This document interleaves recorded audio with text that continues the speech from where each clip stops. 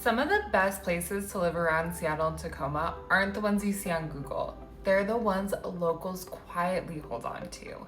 And the difference between buying in one of these areas versus a more obvious market, it can mean better value, better lifestyle, and sometimes way more upside. So in this video, I'm breaking down 7 underrated towns around Seattle, Tacoma area that locals love, but honestly, don't always want you finding out about. And these aren't random picks. These are based on what I'm actually seeing with buyers right now. And so let's check them out to see if they're actually going to be places that you could also love.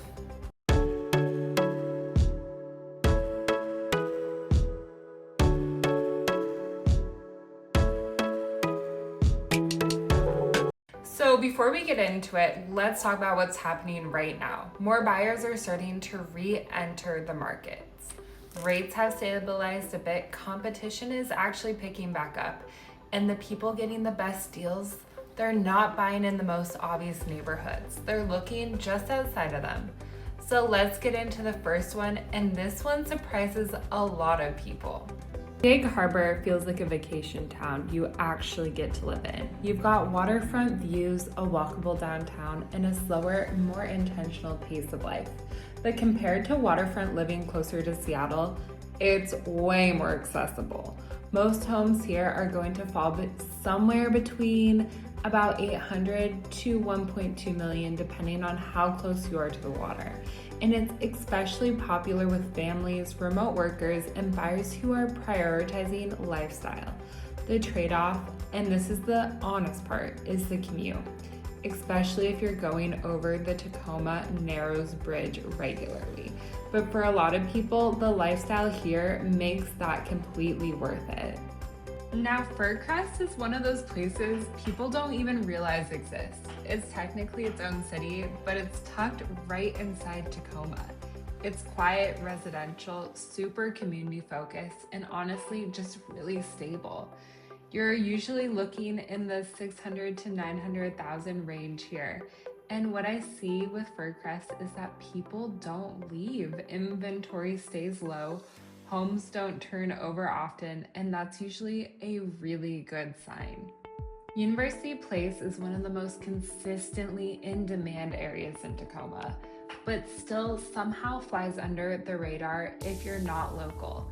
It's known for strong schools, really clean and well-kept neighborhoods, and access to places like Chambers Bay. Pricing here typically sits around $700,000 to $1 million. And if schools are a priority, this is one of the strongest value plays in the entire South Sound. Steilacoom feels like stepping into a completely different era.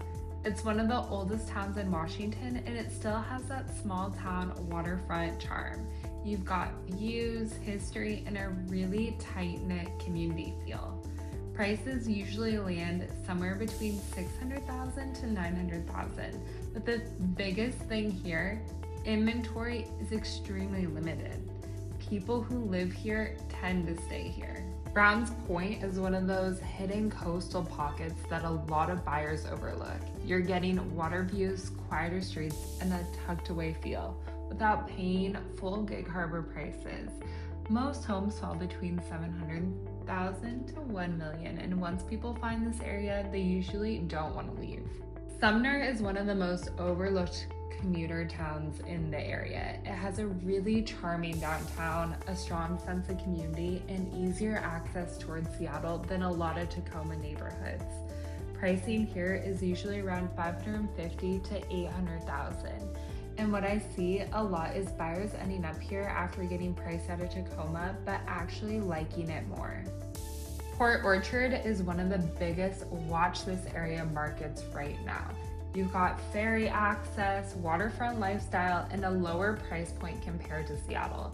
Most homes are landing between $500,000 to $800,000. And with more buyers getting priced out of Seattle, this is where a lot of them are landing and staying. Now, if you look at all 7 of these areas together, there is a clear pattern.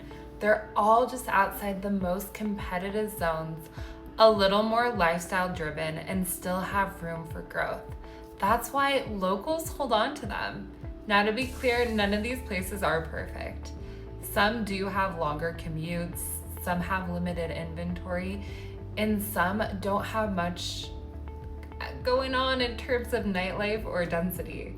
But that's also exactly why they haven't been overrun yet. If you're thinking about moving to the Seattle Tacoma area and you're trying to figure out which of these actually fits your lifestyle, please feel free to reach out. Because the difference between choosing the right one of these and the wrong one is actually huge. My name is Avelina with Ever Homes Home Group, and I'm always open to having a conversation with anyone and just being a resource. So thank you for watching this video.